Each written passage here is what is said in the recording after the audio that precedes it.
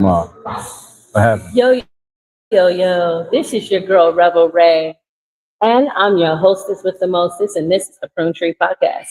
Today, I am so excited to be interviewing our writing candidate for District 5, Sam Carpenter. Welcome. Oh, thank you. Thank you for Welcome to having the me. Prune Tree. And it was your idea to say, look, we're going to get out into the community and we're going to do this podcast live. Definitely. And so tell me about this place we're doing this.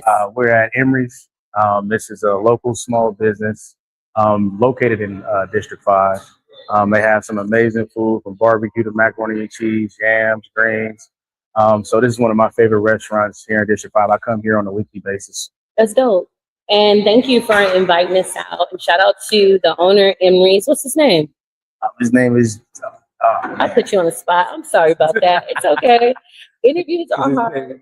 But DJ. We want to shout out to you. Thank you for allowing us to have this space to do this in-depth interview with our writing candidate for District 5. Let's jump right into it. A lot of you know that the politics in Stockton have been dark. It's been a little crazy, and people are calling and feeling called to rise up and support in action. And today, as a community leader and also a podcast host, I'm using my platform to illuminate those that are still fighting for Stockton, bringing that equity and bringing the change that we need. And I appreciate you sitting here with me in this moment. So let's dive right in. What really made you just say, look, it's time for me to take up that mantelpiece, become that leader, and run for District 5 representation? Well, to be honest with you, I just want to affect, my constituents on a major level. And I feel like having a seat at City Council does give me that opportunity to be able to help out with 50,000. We have 52,000 residents in District 5. So that just gives me an opportunity to be a voice for them, be a voice for the small businesses here. I actually witnessed someone get killed in front of me, walking to the store. I live right around the corner from Stribley Park. So just public safety. I have a daughter that I raise in this community, and I just want this to be a safer community for her. And that's really what it's about. I care about my community, and I genuinely just want to see us thrive. And I feel like I'm the best person. Well, I know I'm the best person that can make that happen. I appreciate a lot of your candor in this moment. I think in this moment, we need to tell the truth more about what's happening in our communities, what's happening in our families, so we can get it right. And I think there's going to be young people like yourself. How old are you, by the way? I'm 32. So 32. You are a great age to get right into politics, to support. You have the vibrant push.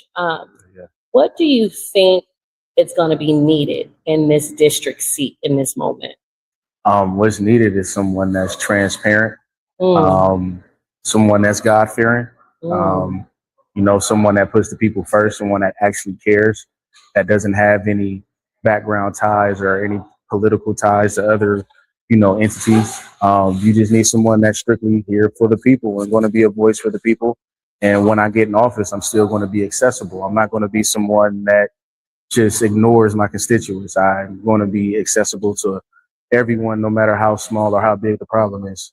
So in this moment in time, I want to kind of get more into your story. I had to introduce you as a write-in candidate. Yeah. What does that mean for the people of Stockton to understand? So a write-in candidate means that you actually have to write my name in on your ballots. So you're going to see 5 names. At the bottom, you're going to see a dotted line that says write in. You have to write in Sam Carpenter and then bubble it so it can count. Unfortunately, I turned in my nomination paperwork before the end of the deadline. I was assured by the clerk that if there were any discrepancies, I would be notified by 5 p.m. that day. I was not notified until after 5, and it didn't give and that made it impossible for me to be able to cure my signatures to be able to be added on the for my name to be printed on the ballot. So I actually had to sue the county and the city. Oh, wow. Initially, I was in pro per. I sued them. I did it myself. For about 4 or 5 days, I was in communication with the city's attorneys, They actually sent me a drafted settlement, trying to get this issue resolved, give me an opportunity to cure my signatures. So we had a court date, and literally about 8 hours before the court date, there was a special closed meeting called, and signing off on the drafted settlement was actually blocked by some council members. Wow. So Okay. I've actually had other council members come out and been very vocal on some of my posts, saying that my name should have been added on the ballot. They believe in fair elections, and it wasn't a fair election on dealt to me. So I'm a fighter. Like I said, I still know and I feel like I'm the best candidate. So if it takes me having to do extra work to make sure my constituents write my name in so I can win this seat, then that's what I'm going to do. I'm a fighter, and that's just what I got to do. If that's what I got to do, I'm going to do it. Now, how accurate do we have to be in order to write your name in the ballot? I mean, stop, not to be funny, but I run these stats like half of my professional life. And Stockton has a reading grade level of third grade. So if we had to write your name in the ballot being in District 5, how would we write it?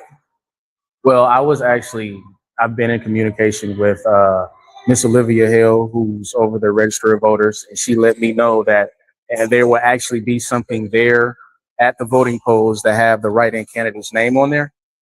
So you'll have that pamphlet or that packet when you go in to vote, and you'll see my name right there.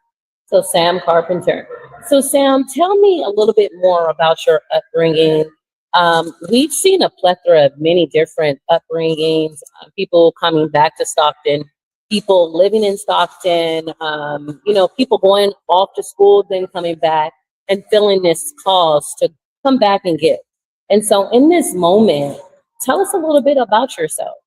Well, my name is Samuel Carpenter. I was born in Oakland, California. I moved to Stockton when I was around 9 years old. I was raised by a single mother who actually owns a small business that I've been working for called Platinum Credit Solutions.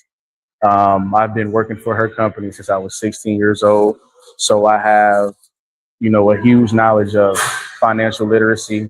Credit is something that's not taught in these schools and stuff like that, and that's something that we all need. We need credit. We need credit to get a house, a car, anything, an apartment, and then they even do credit checks for you to get certain jobs. So a lot of people have credit deficiencies that they're unaware of. People have lost their identities. Disputes, and exactly. Divorces will do that for you. Exactly. Too. Exactly. So I've been working with my mom, like I said, with her company. Helping people, get those negative items off their credit so they can achieve their American dream. I've also transitioned into real estate investing. I have a multi-unit property here in District 5 where I've housed over 20 individuals until they were able to obtain permanent housing. So I partner with Choice, Central Valley Housing, and Promise. And I'm also a DJ. I'm a DJ for comedian Mojo Brooks. That's dope. Shout out to Mojo. Yeah, that's my dog. So I tour all over the country with him. And that's a joy that I get, just being able to play music, because music is universal. Right. And it's a way to change people's emotions from being negative to positive. So that's the same thing I'm trying to bring back into Stockton. So that's why I enjoy DJing. I enjoy being able to make people feel good, and I want to do that on a grander scale by having a seat to make my constituents, not feel neglected and not feel unheard. And you know what? Before we move on, I want to give a shout out to your mother and all the work she's been doing in the community. For those that do not know Michelle J. Sherman, you better get her name right. She is a boss of all trades. Michelle with one L. Get it right. One L. Get it right. But shout out to her. She was also not just my credit consultant to help me get my life in line with student loans and all kind of things that you go through. I bought my house at 39 years old, and I promised my kids. And, I thought I would always be the hot mom, Meg Thee Stallion. I had to grow up, Yeah. and responsibility of a $500,000 home is real.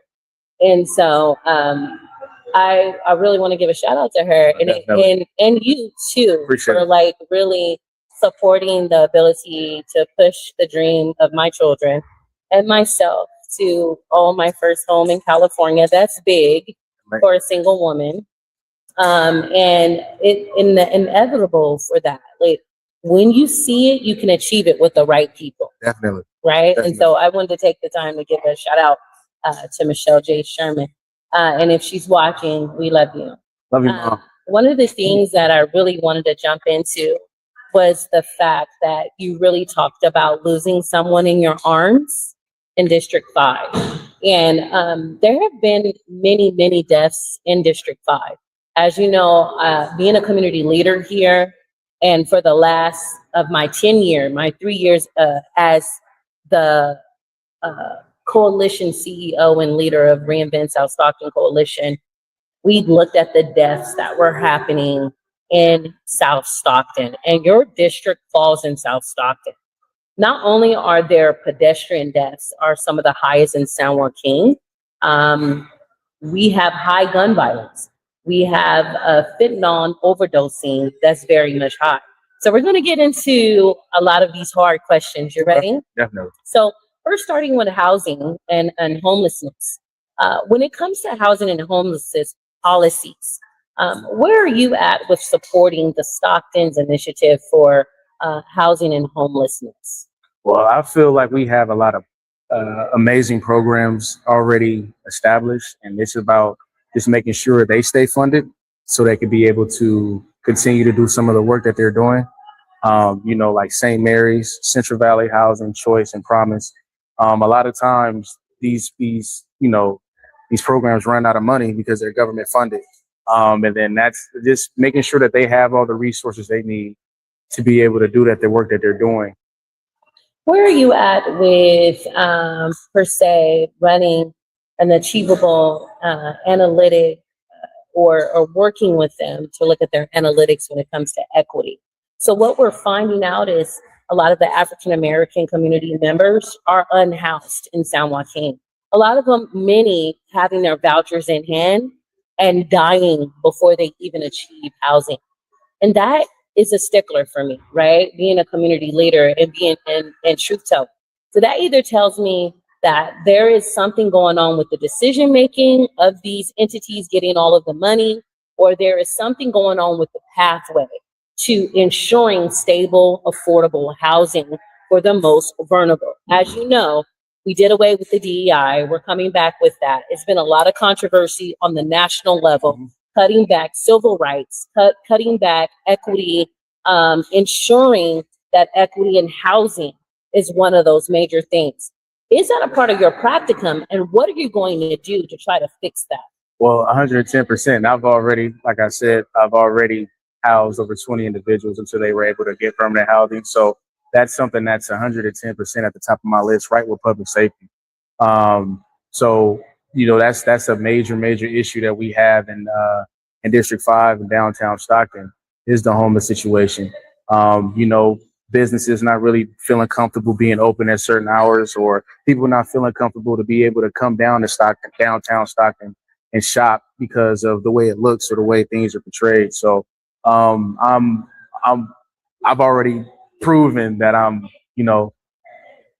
the homelessness crisis is definitely a top priority, and that's something that I've been actively doing for the past 3 years since I've been living in District 5. And that was the reason why I actually purchased a multi-unit property, because I wanted to assist with that. I appreciate that. I think being an advocate and going towards being a policymaker is one of those first steps of understanding how the system benefits. And I'm hoping that you will find the right supporters to continue supporting equity in housing, because it's needed. Definitely. On a larger scale, we're talking about economics, and we're also talking about economic development, especially in downtown Stockton, which is one of your larger regional areas. Definitely. And this regional area has been suffering, but people like Jesus Andrade, shout out to Jesus, and Maddie Amen, and different ones like our Downtown Stockton Alliance, Visit Stockton, we've all been trying to work to improve this district. Definitely. What are some of your plans to improve the downtown district? Some of my plans to improve the downtown district is to make sure. I honestly feel like we need to increase the public safety. People are scared to come downtown to shop. Some of these businesses have to close at certain hours. They could be open a lot longer hours, but they close at, sometimes before the sun goes down, just because of how high the crime is around this area. So the first step is just making sure that the people feel safe to come down here and to shop down here. There's just this negative stigma that it's unsafe. So that's the first step. And then, with making sure people feel safe, that's going to draw other businesses to want to put their businesses here. Of course.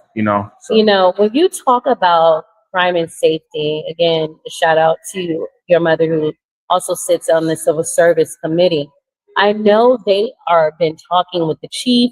They've been talking with our law enforcement and working with the county governments to improve public safety in downtown Stockton and Stockton abroad. But what are we really asking for if we can't secure a contract in the city of Stockton? For our police. That's one of the first things I would like to do once I get in the office, is to make sure we get our police officers those contracts. It's unfair to have, the people that are here to protect and serve us, they don't have any security. They're putting their families and their lives, kind of on hold to ensure our safety, and we got to have their backs.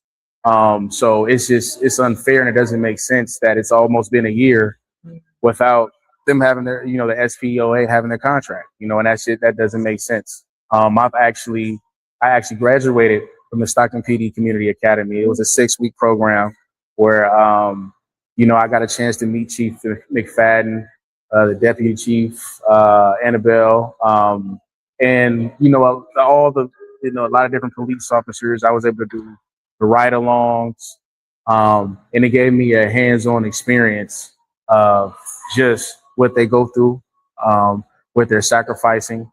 And the major thing is just the mental health of being able to, you don't know who is on the inside that car when you pull that car over. So there's always that adrenaline rush of, not knowing if you're going to make it back to the station, So just providing them with the resources that they need to be able to keep us safe. And we're also understaffed. We're understaffed as far as the police department. Yeah, I think we're about 40. I think we're down 60. Yeah, so we're about at 40. I think we have 352 or 53 officers, if I'm not mistaken. Okay.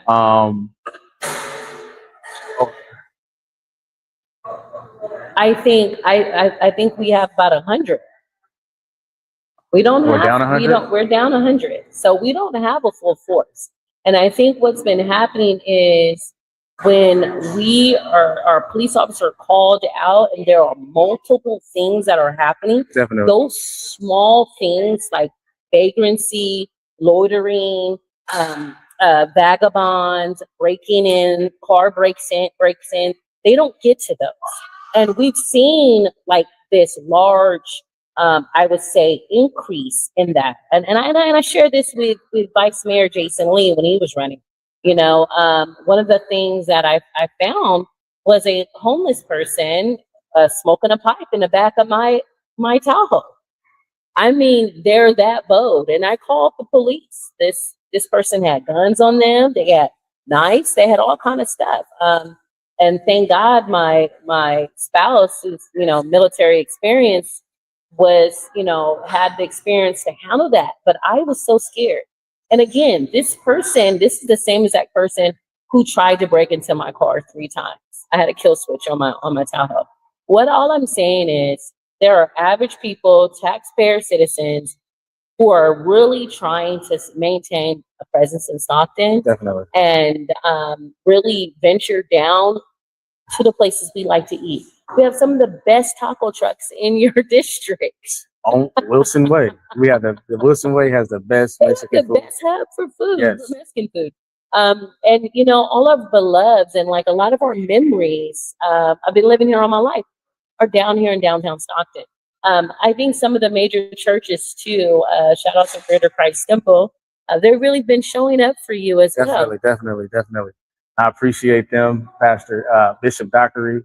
You know, they allowed me the opportunity to come tell my story. They prayed over me. So it was just an amazing and overwhelming experience. Mhm. And I'm extremely grateful for them. Yeah, that's headquarters, the original Christ Temple Church that we all grew up in. It's headquarters right there on the east side, right off Yeah. of Wilson Way and Market, and depending on how you're coming, East Main too. But I really wanted to center your interview on really getting to know you, what your top priorities were.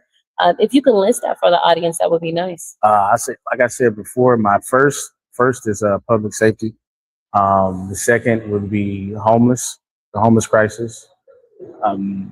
The third would be the economic decline that's happened with District 5, and also something that none of my opponents have actually touched on is prostitution. What? Both, you know, tracks Not the are sex trafficking. yes, both are actually in District 5 off Navy Drive and off Wilson Way. I They mean, are. off Sierra Nevada. They are. And it's something that you just really can't explain. It's not cool at all that, you know, people have to. I'm in the car with my daughter, and it's half naked women outside in front of Geneva's Bakery, and that's a sandwich spot that I love to go to. It's one of the oldest. I think it just turned 100 years 100 old. years, over 100 years old, and it's just unfortunate that that is a distraction. You know, it's kids out there. You know, I've even heard that there's condoms and stuff like that in the streets, needles and all that type of stuff. So we definitely need to clean that up. 110%. And you also have Mormon Slough that's in your district. Have you been by there? Mormon Slough. So Mormon Slough, I have to take you by there. It's right off of Airport, and you got to go down West Lane and Airport to get to it. But Mormon Slough, it's been a housing issue of our unsheltered community living there. They've been pushed out. If you go and talk to Restoration for Life Ministries, they do a lot of work for those that are formerly incarcerated that's coming back, and they house them. Okay. But they want to build a new housing unit there. Unfortunately, the church gets broken into all the time. And there's a lot of, like I said, loitering and trash buildup. If you run the specs, the city has paid, I would say at least over $500,000 just cleaning up the slough over the course of the pandemic. Now, mind you, I am a community leader. I truly believe that there are equitable ways and humanitarian ways on how we handle our sex workers, number one, and how we handle our unsheltered community members. And I say that because I don't call anybody homeless. I don't put in negativity on that. I know what happened in COVID and after COVID. Many people lost their homes. The rent shot up 400% in this area. And this increase from Bay Area transplants that live here pushed the housing market like crazy. And I don't have to tell you that. I mean, you've worked around real estate. So one of the things that I really want us to understand is there has to be a gradual and a level to supporting individuals who have to succumb to sex work, who have to succumb to stealing and doing all of that to survive. We have to have a plan to mitigate that as humanity. And so this is where I'm trying to hear from candidates what are real world solutions they're willing to put in versus crime and punishment, because we know that's coming, right? The DA has been stacking, has been handling this. The police have been enforcing citations, but now the citations are trumping to the point where individuals can't get their lifestyle back. They are trumping them to felonies. They're putting them out on bench warrants. These are things I don't know if you understand what you're going to be tackling if you support housing and economics in your district. Your district is not only dealing with that, but it's dealing with infrastructure problems, sidewalk cracks, potholes, light fixtures, and everything being out. I think your district is one of the highest when it comes to code enforcement. That's another big issue. I've talked to the city manager, and the city manager, along with other community leaders, had, we met with him. He says, we're very much interested in hiring more code enforcers. If we hire more code enforcers, they must be competent. There are elderly people, there are people who are disenfranchised. They can't get out there, and half of the lawnmowers are electric. Who is buying a $450 lawnmower? So these are things we can create jobs. There are young people, those youth jobs that we were talking about, that we can create where they clean up the neighborhood. They support building fences and lighting poles and structures. So these are things that I want us to be a little bit more creative in strategy. Are you open to doing those things? 110%. It's a collective. It's not going to just be on one person or one group. This is something that we all have to come to do as a collective to make District 5 better and make District 5 thrive. Okay. And so you being open to that, you're going to have to go find the funding. The general fund is the general fund. Yeah. Even though we have over, what is it now? It should be over like 300 million in there. Right. Yeah.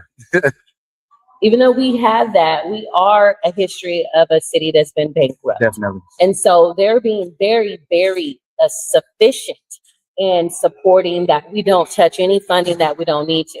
However, there have been a practice of contracts going out in the city versus developing those jobs. And so one of those things that I really would like to see this next candidacy is someone who can really put Stockton back to work. Definitely. That can support the economy down here, work with the chambers, and work with community-based organizations.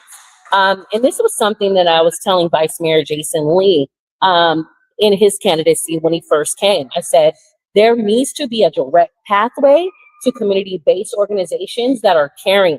It also supports the overhead of the community-based organizations to also extend jobs back to the community. So you see how that full figure infinity symbol is a continuance. It's that collective economic building. 110%. Yeah. And then, we also have $1 billion logistics that's coming through in and out District 5. Come on. From the trains, the cargo, the ship, the Navy drive, the ships. Don't even get me started on that port money. So that's what I'm saying. So it's like, so we need to, but this is a multi-billion-dollar area where all these things are coming through us, but it's not reflected on that. Well, so I would like to create a District 5 fund.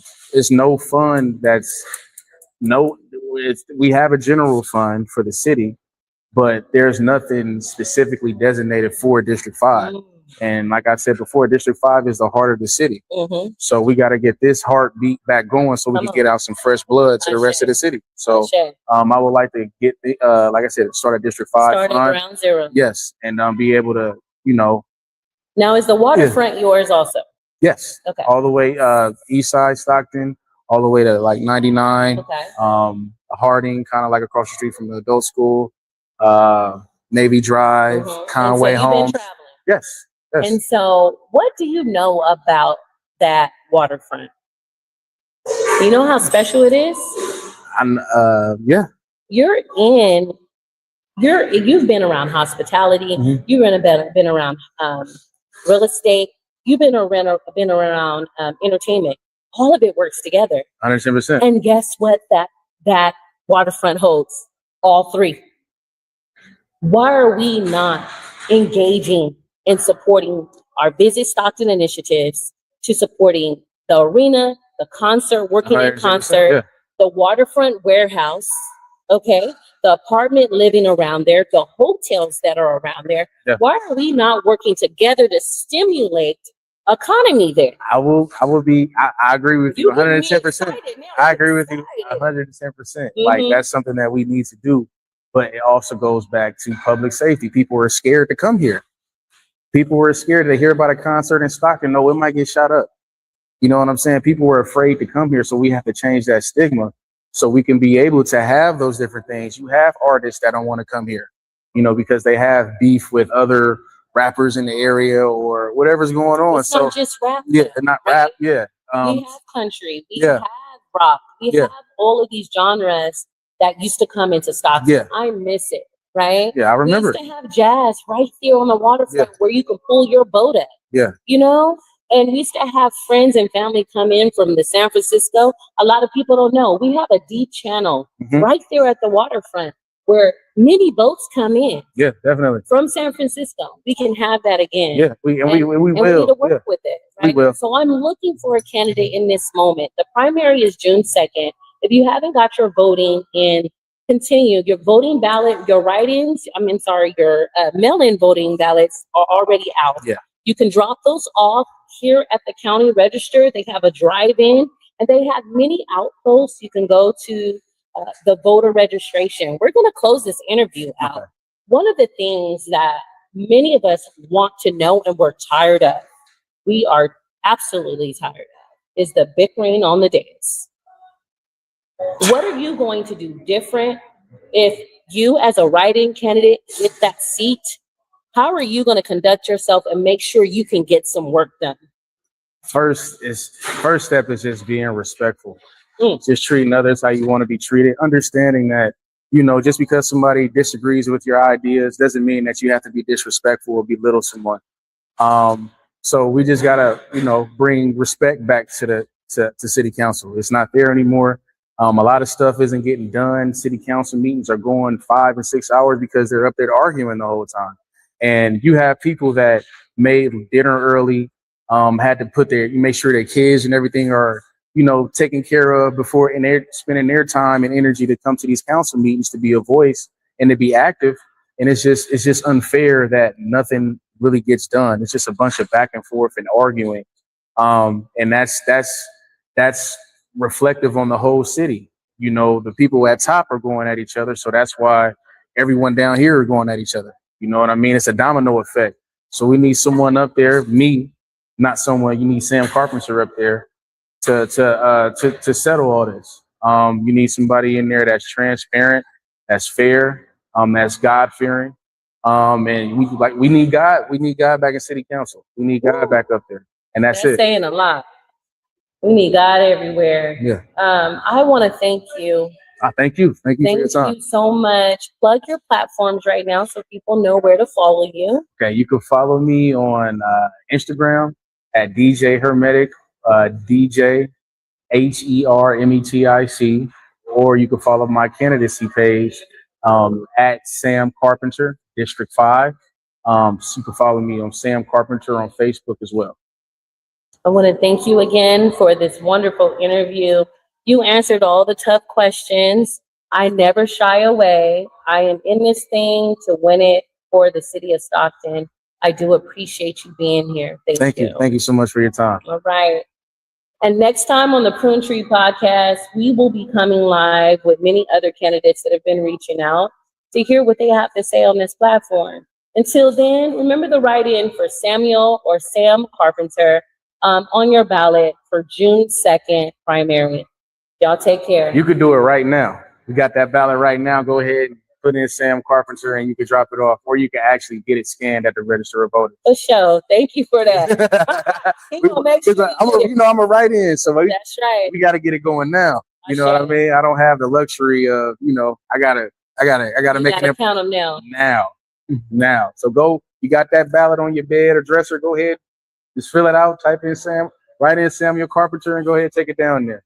Well, you heard it right, and thank you for joining your hostess with the mostest, and it's always been a pleasure. RebelRae out. Peace. Peace. Oof.